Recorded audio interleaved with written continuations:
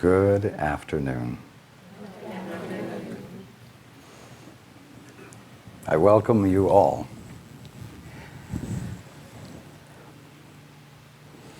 Who has a question? Okay.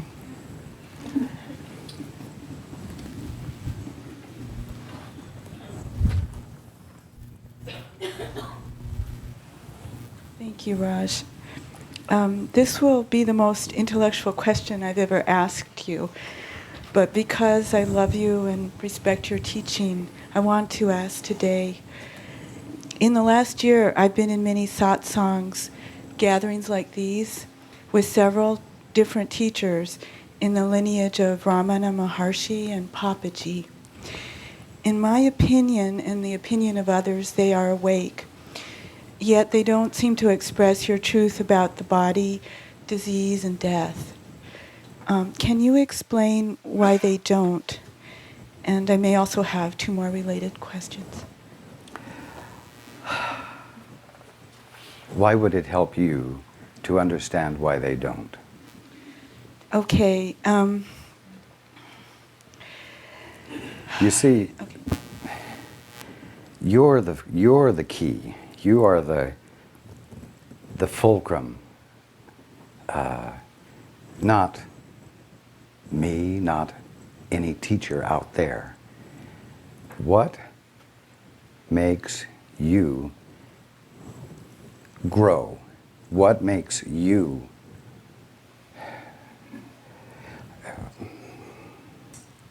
change? What causes you to be clearer?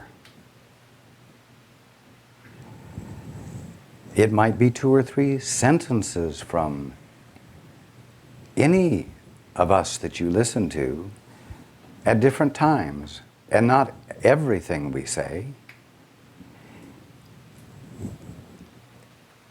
I'm going to be perfectly clear with you. What I say doesn't matter. What I say means to you is what matters. Do you see what I'm saying? I could say to someone, 2 times 2 is 4, and they could wake up. Is it because of the words I used that wouldn't cause you to wake up? No. It's because in them it triggered that last resistance to being awake. Even though to you, you would have no idea why they woke up because I said 2 times 2 is 4. The key lay with them, not with me. Value, embrace anything that promotes your increasing clarity, your increasing well-being, your increasing health, your increasing healing, and your increasing freedom from limitations. Even if it comes off the back of a Cheerios box. Do you see what I'm saying?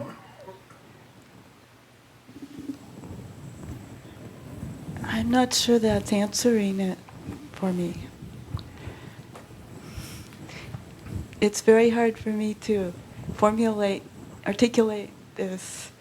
I know this is my mind working. I know. I guess, is there anything to know? What makes it possible for us to fully awaken?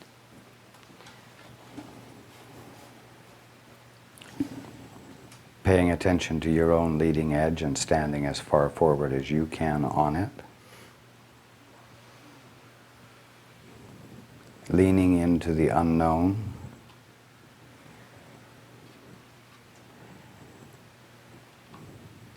Not just leaning into the unknown so that you can fall into a void, but leaning into the unknown because greater knowledge awaits you there. The unknown is just that place that is beyond what you do know. And it's already full of the infinitude of what God is being, and it's available for you to know and experience and be fully conscious of.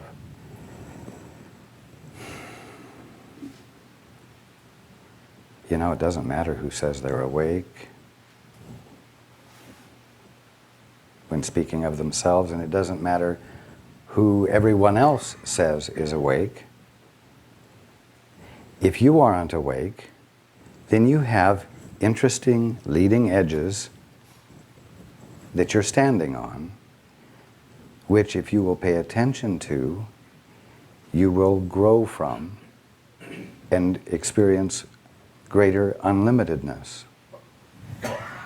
If I say things that help you inch forward just a little bit past your leading edge, if these other teachers say things that help you inch forward, wonderful.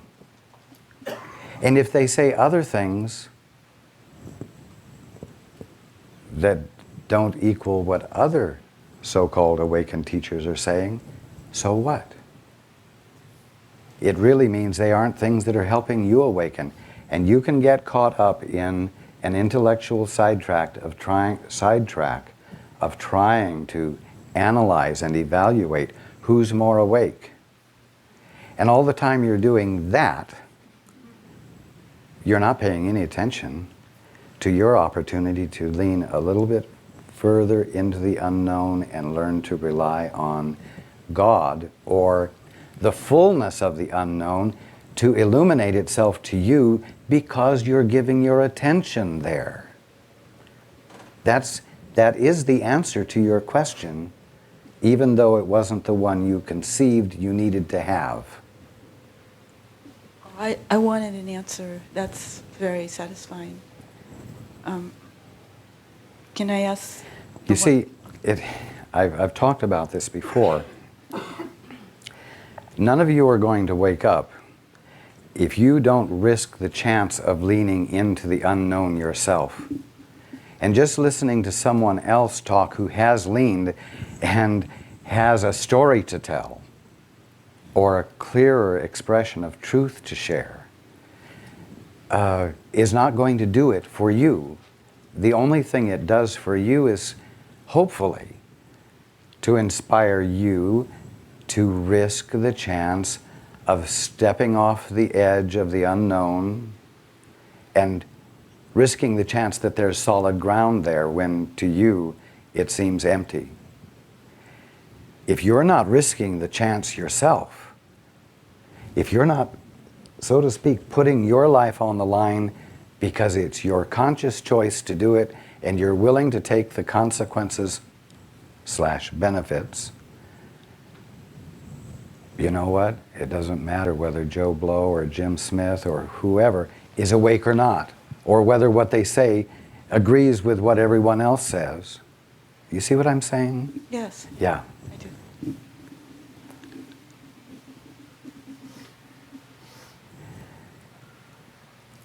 Do you know what's awesome and full of wonder? Nothing but you risking the chance that God is all and leaning into that allness with an attentiveness to what that allness means for you. That is awesome, and that makes your days full of wonder.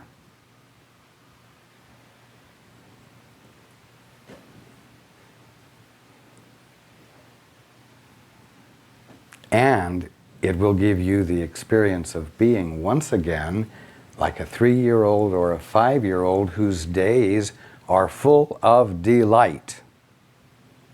Something that most of you haven't experienced for a long time, unless someone truly surprises you.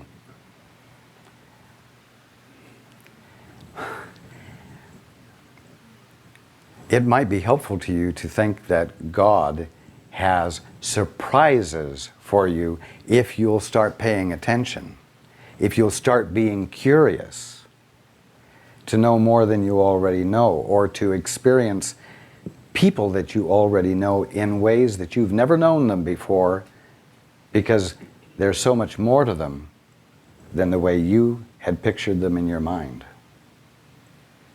And isn't the willingness to see them in a new way what the meaning of forgiveness is? And not hold them to your current concept of them?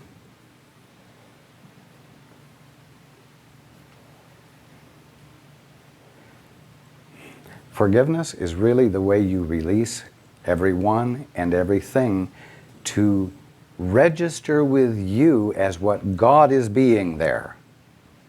It's not a favor you're doing to them. Beneficent you. Oh, I have forgiven so many people today. They should be happy. That isn't forgiveness. Well, I'm not criticizing them anymore. I'm not thinking any bad thoughts about them anymore. I'm very consciously not thinking any bad thoughts about them anymore. I put in hours today not thinking bad thoughts about them.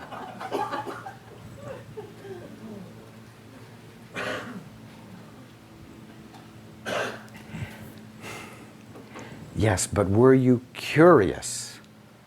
Did you engage curiosity to see what more is there about them? That is, what is true about them? And did you let that in? And did you have the experience of delight at this new experience of them? Were they made into a new creature for you because you allowed more of what God is to register with you right where they are? Did you have some experience? That's what happens with forgiveness, and it isn't for them. They're certainly blessed because you're no longer constantly cursing them or holding them to a limited outlook you have about them. And they're certainly blessed because when you have this kind of delight and insight, and you are seeing them in a new way, you are making it easier for them to embrace the more that they are. But forgiveness is the way you release your world from your current way of looking at it, your current way of binding yourself to a tiny sense of things. And you do that by standing at your leading edge with curiosity. Stand at your leading edge no matter what teacher you're listening to or what soap opera you're watching.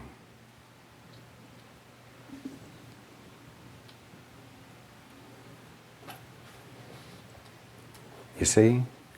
Be curious because there's always more to anything that's in your face than what you're seeing.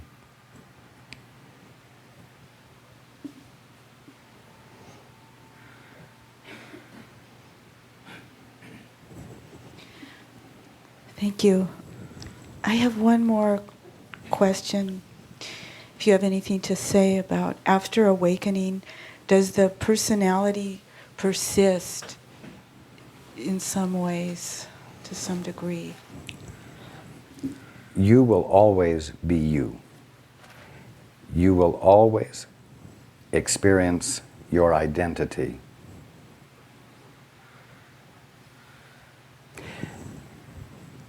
So your sense of yourself will persist because it's the presence of God.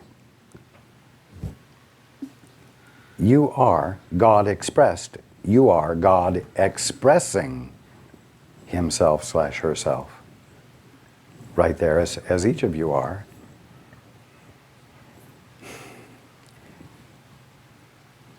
Your inner experience of your presence will not disappear, but it will become free of tiny ways of conceiving of yourself that you have practiced. Personality, though, is not the best word. The word that what persists is your individuality. Personality is really ways of behaving that you have developed as you have grown up, ways of presenting yourself that say, this is me, this is the way I perceive myself. I'm attractive, but I'm not beautiful. I know and I'm not just speaking of you. I am a pleasant person to be with, but I have my limitations and my quirks.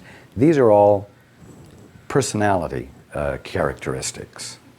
They're not part of your individuality. Those characteristics will dissolve, will pass away. You will find no reason to have reservations about anything because you will see it as it is, and you will know that it's part of the infinite aspect of you, and you will rejoice at its at the wondrousness of it forever. You see, so your personality will not persist, which is really your accumulated character traits that you have established to identify yourself. Those won't persist because the individuality you are will uninhibitedly be itself all the time.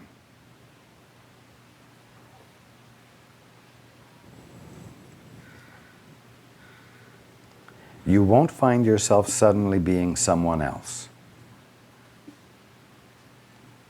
But you will find that you are far more than you had thought possible.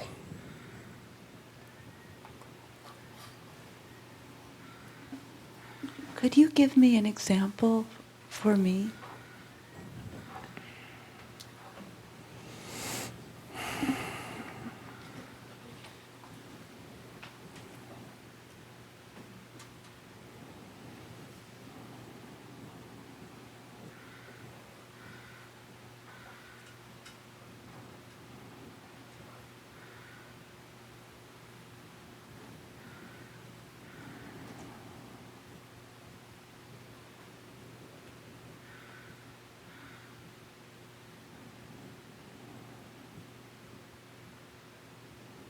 No. What I have shared with you is enough of a trigger to your further spontaneously unfolding clarification. It is enough for that.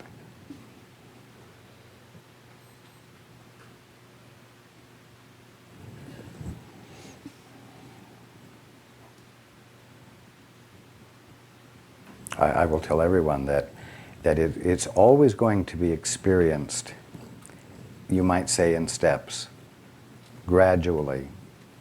And it's always going to be experienced as an increased awareness of your potential.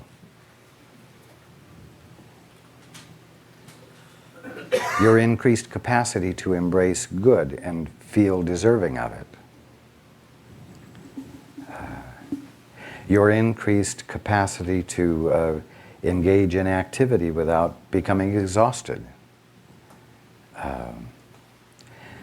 It's not as valuable to think in terms of ultimates as it is to think in terms of practical everyday indicators of awakening.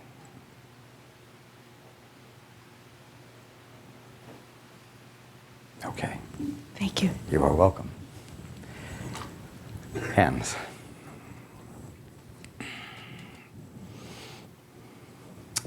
In the red at the table.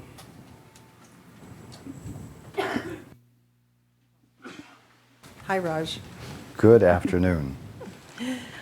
I would just like to ask kind of a brief question, really.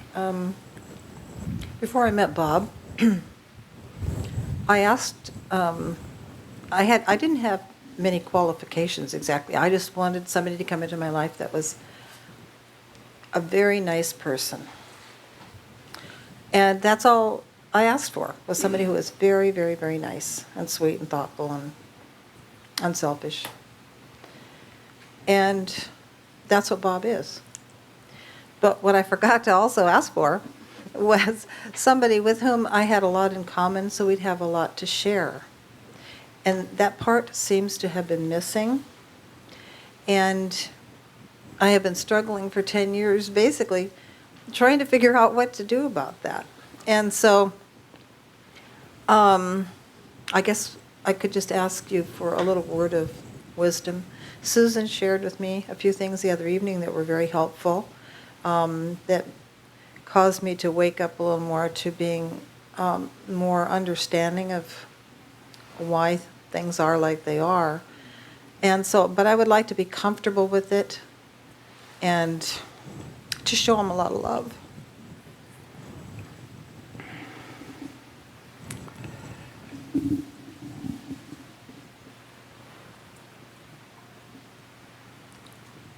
Heaven help husbands or wives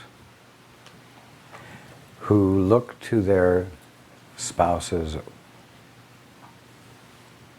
for life stimulation.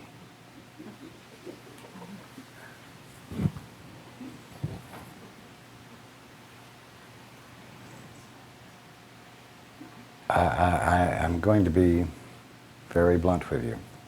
Okay. Are you ready? Sure.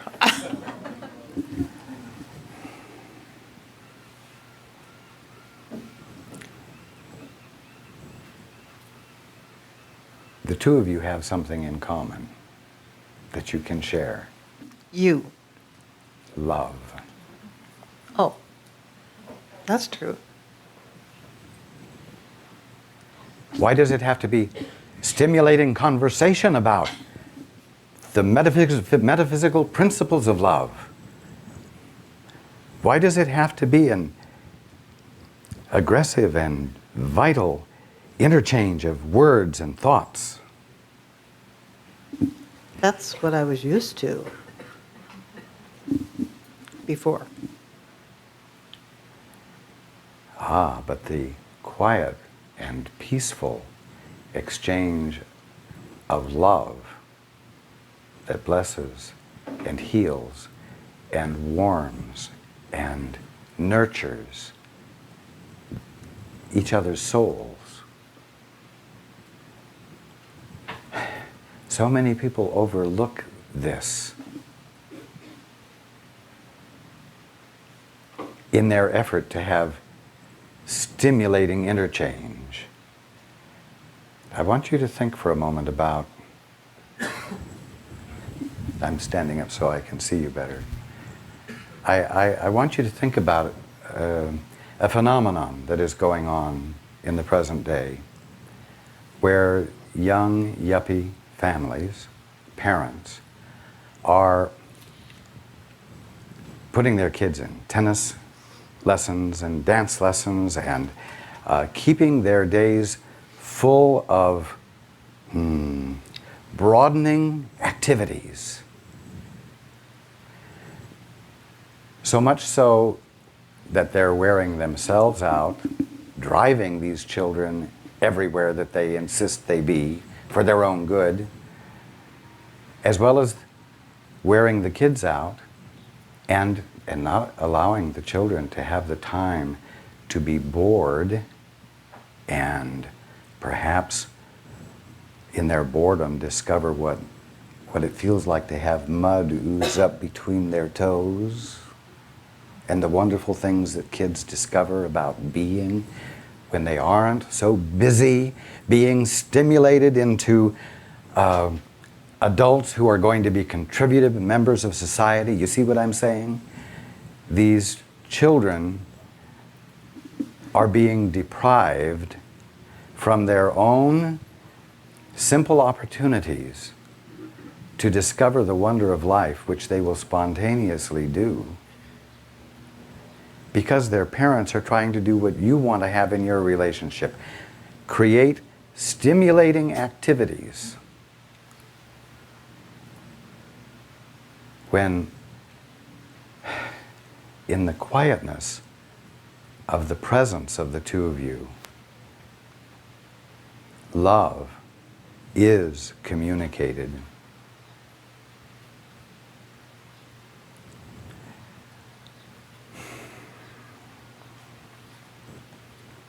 Now the fact is that there is some healing that is needed for Bob.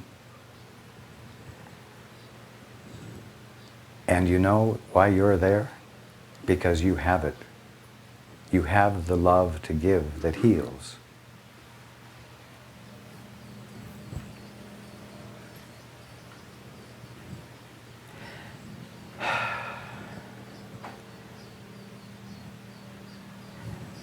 I'm sorry, but when you got Bob, it wasn't because your order was filled, but because the divine order relative to both of you was manifest. God's orders, so to speak. Because you each have the gift that the other needs.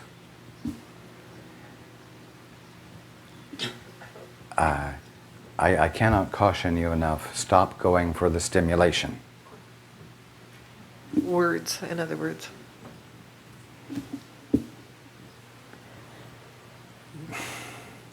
Your love is so much more powerful than your words. Everyone's love is more powerful than their words. Why?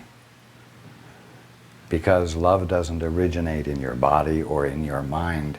Love originates in God, because God is love, and God's love is always expressed through everything He is being, including you.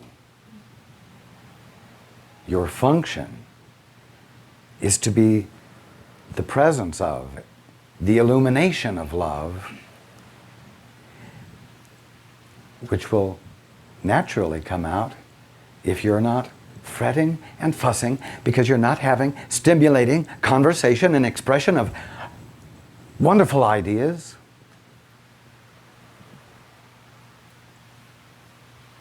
We have a lot of silence at our house.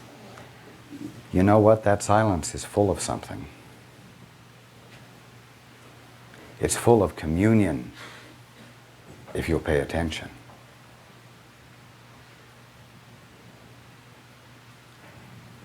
And you have others that you can have conversation or dialogues with, Yes. but you don't have the opportunity with others on an ongoing basis to be the presence of love that lifts your soul and his soul.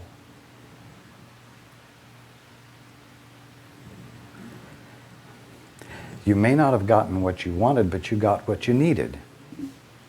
And what you needed was the opportunity to see how valuable you are as the presence of love.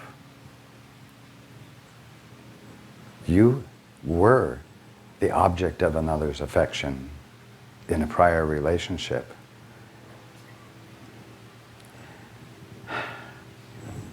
You might say it's your turn to have someone else be the object of your affection. It's sort of like kids growing up, and at Christmas time, they are the recipients of the Christmas gifts. And then they grow up, and they have the opportunity to be the one giving the Christmas gifts and experiencing the other side of the equation, so to speak.